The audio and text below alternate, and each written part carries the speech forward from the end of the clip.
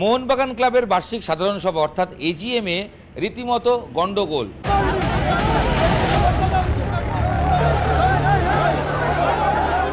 জয় বসু আইনের কথা তুলে ধরেছেন, দেবাশিস বাবুও আইনের কথা বলছেন, কিন্তু শুনতে হবে তো, তারপরে চেয়ার তুলে মারামারি। আমরা এটা বলতে চাই যে আমাদের নির্বাচন চাই এবং সঠিক সময় নির্বাচন। এটা কিন্তু একটা প্রাণের লক্ষণ।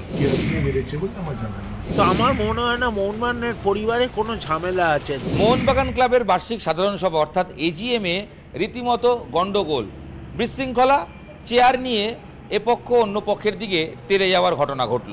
কি হলো?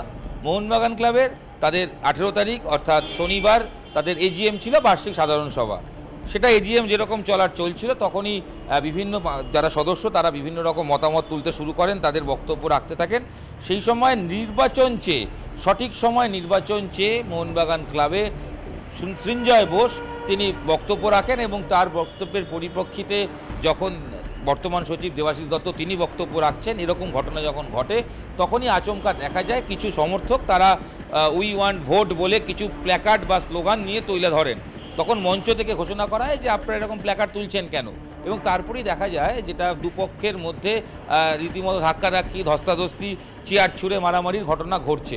যদিও এই ঘটনাটা খুব বেশি এগোয়নি, কারণ তারপর সমর্থক যারা ছিলেন, সদস্য যারা ছিলেন মূলত, কারণ এটা পুরোটাই সদস্যদের এজিএম যেখানে শুধু সদস্যরাই থাকতে পারেন, তারা গিয়ে এবং বর্তমান প্রাক্তন সমস্ত শিবিরেরই যারা লোকজন ছিলেন তারা বিষয়টাকে কোনো রকমে শান্ত করার চেষ্টা করেন।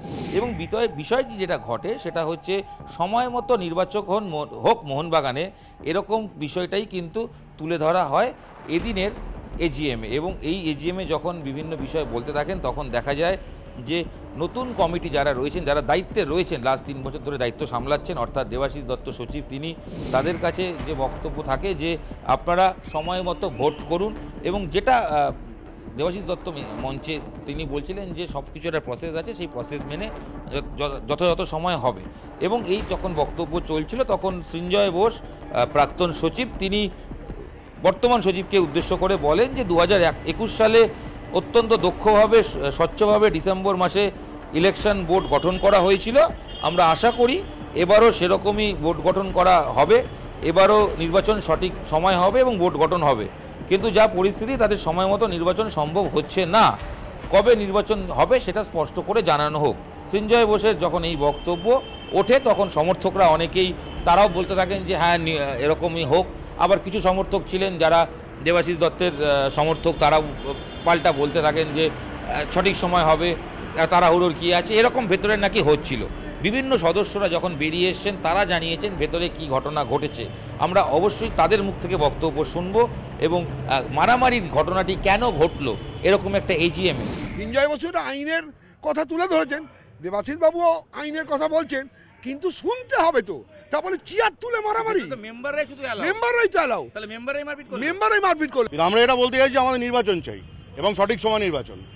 মার্চ মাসে এই কমিটির মেয়াদ শেষ, আজকে এজিএম এর পর, এরপর যেটা থাকছে এটা কেয়ারটেকার কমিটি, আর এক্সিকিউটিভ কমিটির অস্তিত্ব থাকে না এজিএম এর পর। লাস্ট এজিএম রুলস নিয়ে কিছু না, গন্ডগোলটা হয়েছে যে উনি বিষয়টাকে লিঙ্গার করার চেষ্টা করছিলেন, জেনারেল সেক্রেটারি। উনি বলছেন এখন এটা হবে না, এটা জুন মাসের পরে হবে, জুলাই মাসে হবে, ভোটার লিস্ট তৈরি হোক, ভোট মানে এটাকে যতটা সম্ভব খেলা হচ্ছে পিছাবার জিনিসটাকে। আমরা অবশ্যই দুপক্ষের বক্তব্যই শোনাবো। এবং এই ঘটনায় একজন আহত হয়েছেন, একজন মহিলা সদস্য সেরকম যেমন আছে, এবং অনেক সদস্যের পায়ে, হাতে, মাথায় আঘাত লেগেছে, মাথা ফেটে যাওয়ার ঘটনাও রয়েছে বলে শোনা যাচ্ছে।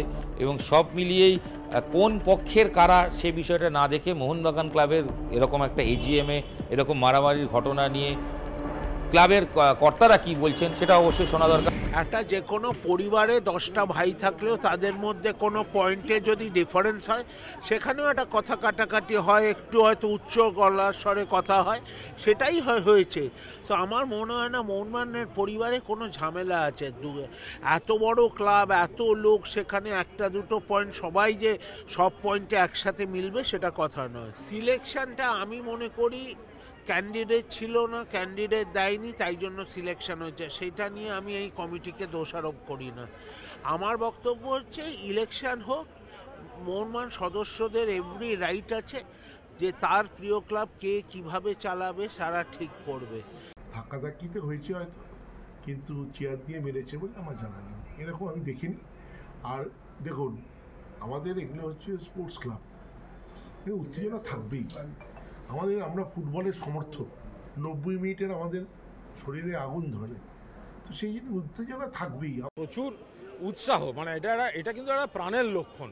মানে একটা এজিএম, তাতে নিশ্চয়ই একটু মতপার্থক্য কোনো ইস্যুতে, আবার ভালো কাজের সবাই প্রশংসা করছেন, তার মানে যে ক্লাবটা মানে প্রবল জনপ্রিয়, মানে সেখানে বর্ষিয়ান মানুষরা রয়েছেন, তরুণ প্রজন্মরা রয়েছেন, তো সেইখানে একটু এদিক ওদিক, তাতেও এমন কিছু মানে সেটা কোনো মানে কখনোই সেটা নিয়ন্ত্রণের বাইরে যায়নি। ক্লাবের বর্তমান যে কমিটি সেটার মেয়াদ শেষ হচ্ছে 28শে মার্চ, এবং এরপর নতুন কমিটি দায়িত্ব নেওয়ার কথা, এবং নির্বাচন প্রক্রিয়া দ্রুত শুরু করা প্রয়োজন বলে শাসক শিবিরের বিরুদ্ধে, যারা বিরোধী শিবির হিসেবে পরিচিত বলে মনে করা হচ্ছে, ময়দানের জোর গুঞ্জন, সেখানে সঞ্জয় বোসরা রয়েছেন, তাদের পক্ষ থেকে এই দাবি উঠেছে বা তোলা হয় বলে জানানো হয়। এবং সঞ্জয় বোস বলেন যে এজিএমে সব কিছু ঠিকমতো হয়েছে, নির্বাচন আমরা কথা বলেছি, নানা দিক থেকে সেরকমই মন্তব্য আসে।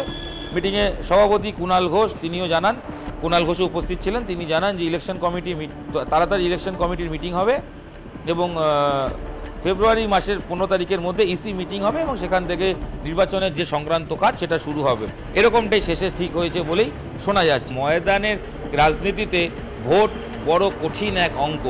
অতীতেও দেখা গেছে বিভিন্ন সংস্থায় ভোট নিয়ে রীতিমতো উত্তপ্ত পরিস্থিতি।